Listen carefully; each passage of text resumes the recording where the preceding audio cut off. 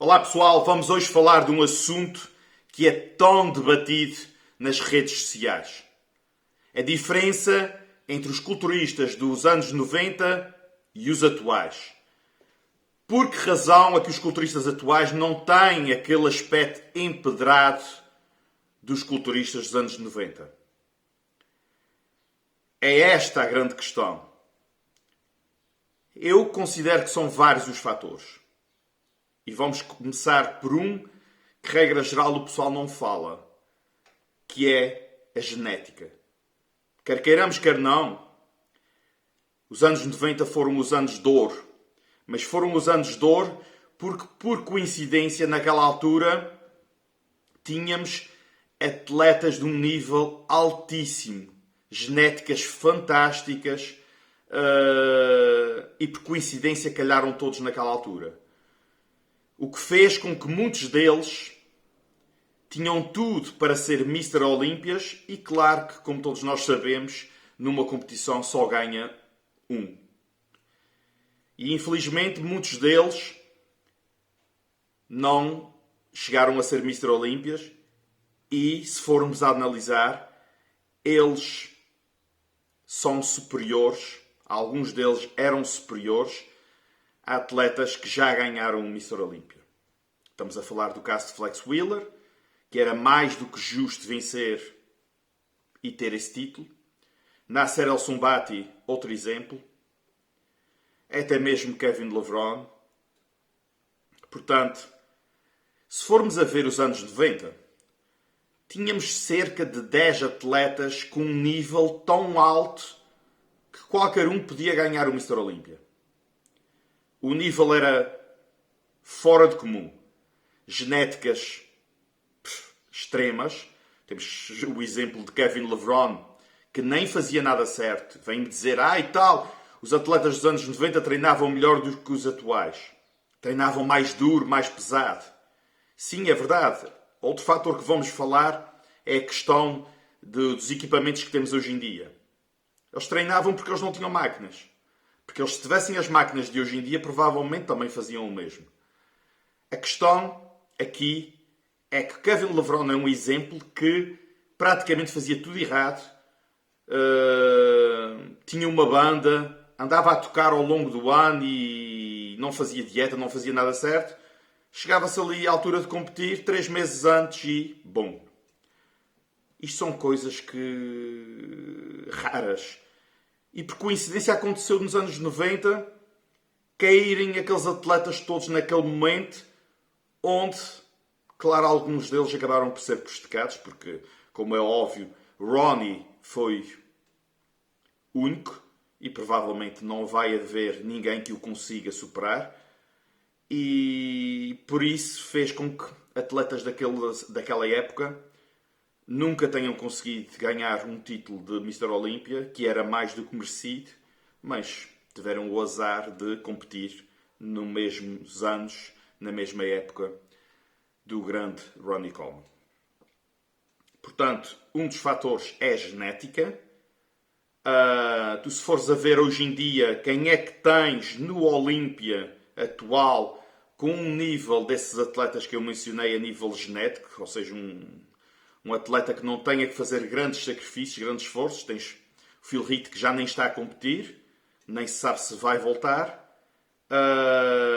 Tens um Kai Green, que também ausente. O que é que te sobra? Rolly Winkler, Big Ramy, qualquer um deles com um nível e possibilidade de ser atleta top, atleta de alto nível, genéticas bastante acima da média.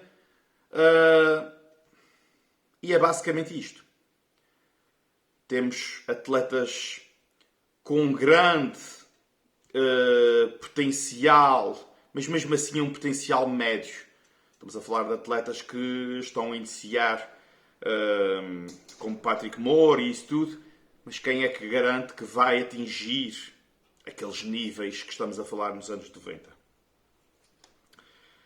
Portanto, genética, fator número 1, sem sombra de dúvidas.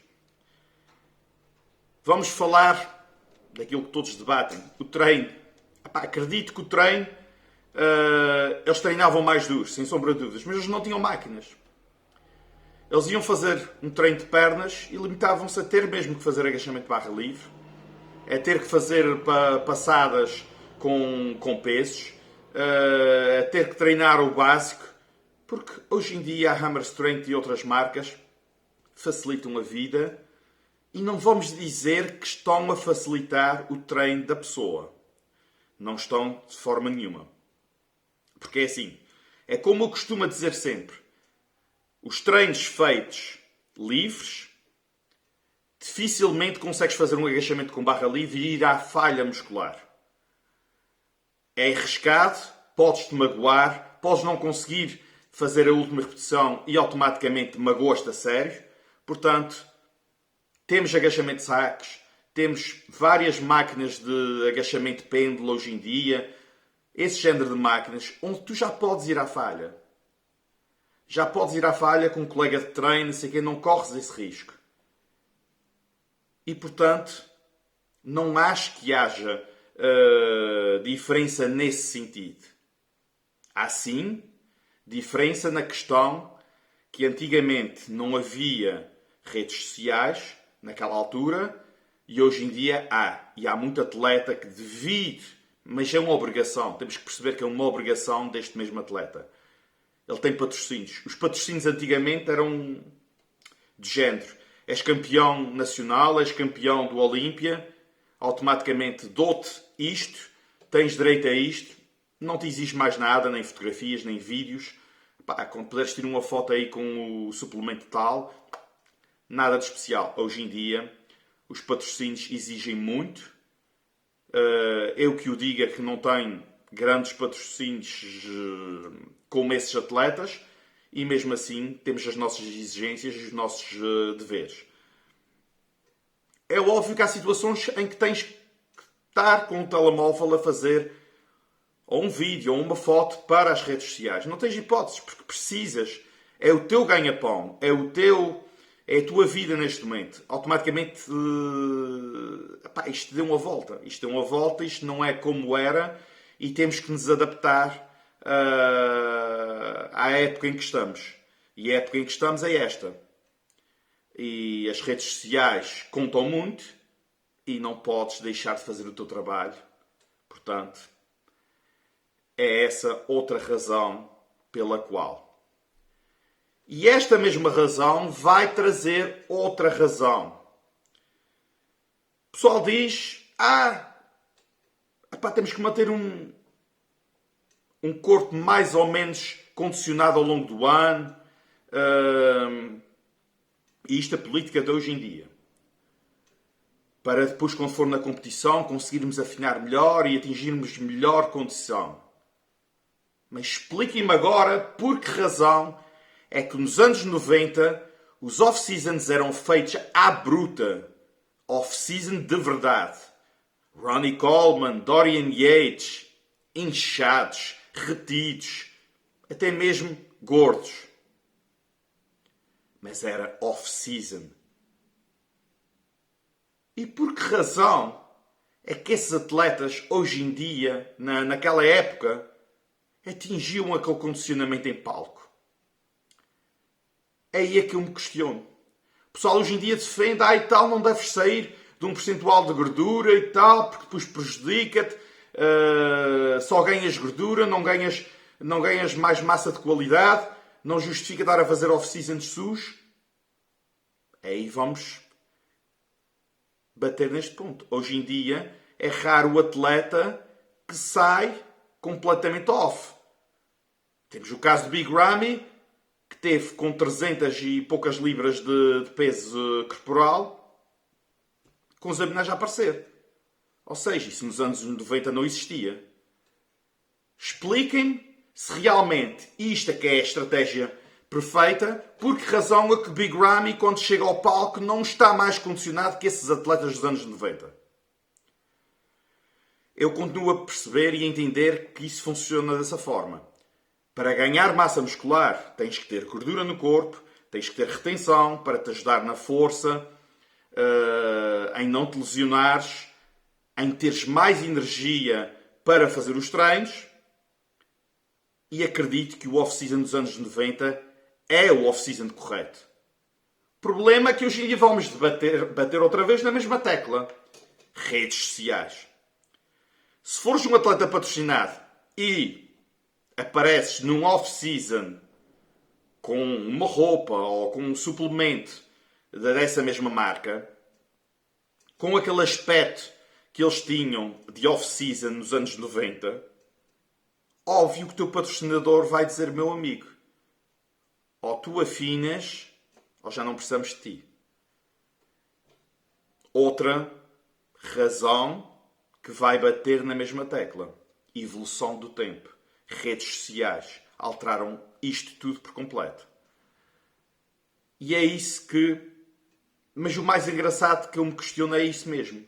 É se realmente a lógica é estar bem condicionado. E pois muitos fazem isto para se manter condicionados ao longo do ano, para tirar as suas fotos e tal, colocar no Instagram e não sei o quê, mostrarem: estou em off-season, mas estou, já viste, ainda tens abdominais a aparecer e tal. Porque há pessoal que tem uma paranoia tão grande pelas abdominais, pela linha de cintura, que só se foca nisso e parece que o resto não é músculo. Parece que única e simplesmente o que interessa aqui são abdominais. Não interessa se o braço cresce, se a perna cresce, se tens evolução. Por isso aí está uma das razões que os atletas hoje em dia não fazem off-season com medo, com responsabilidade perante as marcas, o que faz com que o corpo não tenha grande evolução de competição para competição e automaticamente, quando vais começar a dieta, já não tens muito que mexer, porque automaticamente, para teres aquela condição, já estás num déficit calórico, ou seja, já não estás com as calorias muito altas. E para afinares para a competição, vais ter que reduzir ainda mais. O que se questiona muito é que os atletas hoje em dia não querem sofrer. O que eu percebi com o pouco tempo que ainda tenho a nível de competição é que os júris começaram, principalmente no nível pro, a ter uma certa preferência pelos atletas arredondados, cheios, com apenas os cortes profundos e nada de pele finíssima, vascularização, empedramento. E eu entendi que isto estava relacionado com saúde. Porque já morreram muitos atletas devido ao uso de diuréticos, devido ao afinamento em extremo. E hoje em dia está-se a fazer os possíveis para não trabalhar com diuréticos e ir ao palco sem precisar deles. É óbvio que o condicionamento nunca vai ser o mesmo. É verdade que os atletas dos anos 90 arriscavam muito mais, óbvio. Condicionamentos daqueles como Andreas Munzer e mesmo Dorian Yates e atletas deste nível são condicionamentos que colocamos em risco a nossa vida. E o que eu percebo é que hoje em dia está-se a tentar trabalhar um pouco à volta da saúde e de não correr riscos. E aí eu defendo, é verdade que não vamos ver aqueles extremismos, mas acham que justifica morrer para mostrar ao mundo que afinaste e conseguiste atingir um condicionamento que os outros não conseguiram? Aí está. Isto é desporto, é alta competição, é alto nível, mas até ao ponto de arriscar a vida e morrer, acho que não faz qualquer sentido. Portanto, são essas várias das razões pela qual eu vejo essa diferença. Sem sombra de dúvidas, era uma época de ouro e não vamos poder dizer o contrário. E infelizmente, hoje em dia, principalmente a partir dessa altura, começou a tornar muito mais previsível os primeiros classificados no Olímpia. Porque, por exemplo, vamos dar o exemplo do Phil Heath, quando começou a ganhar. O Kai Greene era um adversário forte, mas toda a gente sabe que o Phil, se viesse a 100%, ou mesmo a 90 e tal, ganhava sempre e estava com a vida mais facilitada. Ele era o único que se chegava para ele, o resto um nível muito mais baixo.